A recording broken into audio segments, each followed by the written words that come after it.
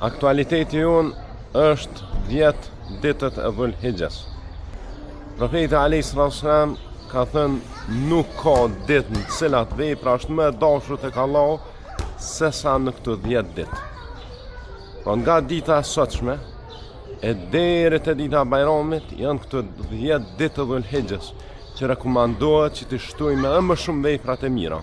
Ashtu siç tregtarët i shtojnë aktivitetet e tyre gjatë sezonave, kjo është sezona e veprat mira.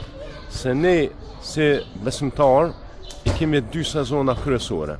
E kemi sezonën e Ramazanit dhe sezonën e Haxhit ose Dhul Hijjes. E këto 10 ditë e Dhul Hijjes nuk janë vetëm për haxhi. Normalisht për haxhi janë më shumë, sepse ata gjatë këtyre 10 ditëve falin namazin qabe, që një namaz është sa 100.000 namaze.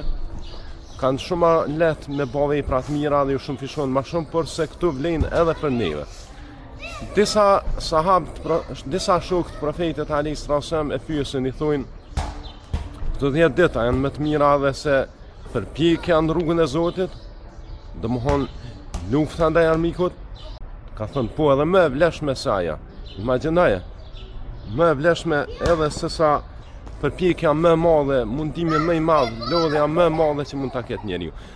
Pejgamberi alayhis salam thotë, përveç nëse dikush del me pasurinë dhe vetë e tij dhe nuk kthehet me asgjë, pra bjen dëshmor. Vetëm dëshmori mund t'ja kalon veprave të këtyre 10 ditëve, çfarë vlerë të madhe kanë. Andaj shtoni veprat e mira, rob të Allahut, shfrytëzoni këto 10 ditë nëse dëshironi që me pasuru kredin tuaj në botën tjetër.